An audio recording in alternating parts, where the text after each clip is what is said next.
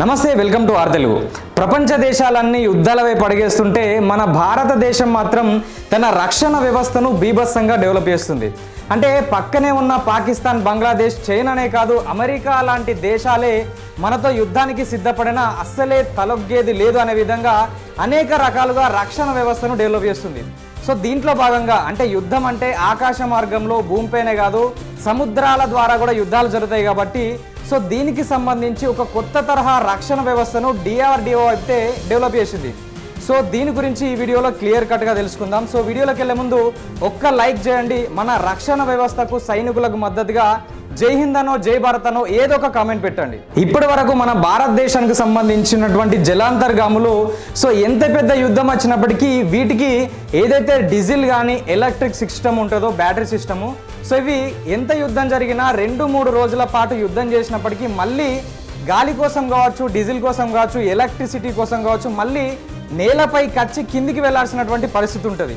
So ఇలాంటి సిచ్యువేషన్లో శత్రు దేశాలకు సంబంధించినటువంటి రాడార్లు కావచ్చు, ఉపగ్రహాలు కావచ్చు, వీళ్ళకి సంబంధించిన జలాంతర్గాములను వీళ్ళు పసిగట్టి వాటిపైన దాడి చేస్తారు. సో అలాంటి టైంలో మన దేశానికి చెందిన సైనికులు చనిపోయే ప్రమాదం ఎంతైనా ఉంది. సో ఇలాంటి ప్రమాదాన్ని నివారించడానికి DRDO AIP air independent propulsion system అనే ఒక కొత్త తరహా రక్షణ వ్యవస్థను ఏర్పాటు చేశారు. సో అంటే ఇది ఎట్లా పనిచేస్తుంది అంటే ఏదైతే మన జలాంతర్గాములు ఉంటాయో సో దాన్ని రెండుగా చీల్చి మధ్యలో AIP సిస్టమ్ను వీళ్ళు ఏర్పాటు చేస్తారు. సో దీంట్లో అంటే నీటిలో ఉన్నప్పుడు ఫాస్ఫారిక్ యాసిడ్ ఏదైతే ఉంటుందో దాని ద్వారా నీటిలో ఉన్నటువంటి ఆక్సిజన్ను, హైడ్రోజన్ను ఉపయోగించి వీళ్ళు ఎలక్ట్రిసిటీని ఉత్పత్తి చేస్తారు.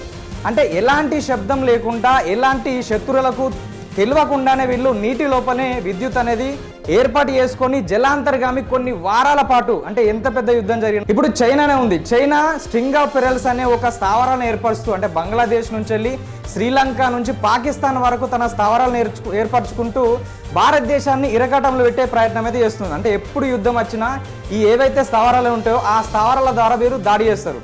సో ఇప్పుడు దీన్ని ఎదుర్కోవడానికి ఇట్లా AIP సిస్టమ్ను మనం ఏర్పాటు చేసుకున్నట్లయితే ఏదైతే నావలు ఈ ప్రయాణం చేస్తాయో చైనాకు సంబంధించి వాటి కింద కొన్ని వందల కిలోమీటర్ల లోపల, కొన్ని వందల మీటర్ల లోపలనే జలాంతర్గాములు ఉంటూ, అంటే వారాల తరబడి ఉంటూ వీటిని పర్యవేక్షిస్తూ వాటిపైన దాడి చేసే విధంగా కొత్త తరహా రక్షణ సిస్టమ్ అయితే DRDO డెవలప్ చేస్తుంది. అంటే దీనికి సంబంధించినటువంటి ఒక డెమో మోడల్ను 2021 వీళ్ళు విడుదల చేశారు. సో ఇప్పుడు పూర్తి స్థాయిలో దీన్ని 2026 ఎండ్ వరకు అయితే గుజరాత్లో ఉన్నటువంటి ఎల్ఎన్టీ సిస్టంలో వీళ్ళైతే పూర్తి స్థాయిలో డెవలప్ చేసి రిలీజ్ చేయబోతున్నారు. అంటే ఇది ఒకటే కాదు, ప్రస్తుతం రక్షణ వ్యవస్థలో ఒక లేజర్ సిస్టమ్కు చెందినటువంటి బంకర్లు కావచ్చు, బ్రహ్మోస్ లాంటి ఆయుధాలు కావచ్చు, రష్యా నుంచి వెళ్ళి అనేక అంటే ముడి పదార్థాలు మాత్రమే తీసుకుంటూ స్వదేశీ టెక్నాలజీతో అనేక రక్షణ వ్యవస్థకు సంబంధించినటువంటి ఆయుధాలను అయితే వీళ్ళు సమకూరుస్తున్నారు.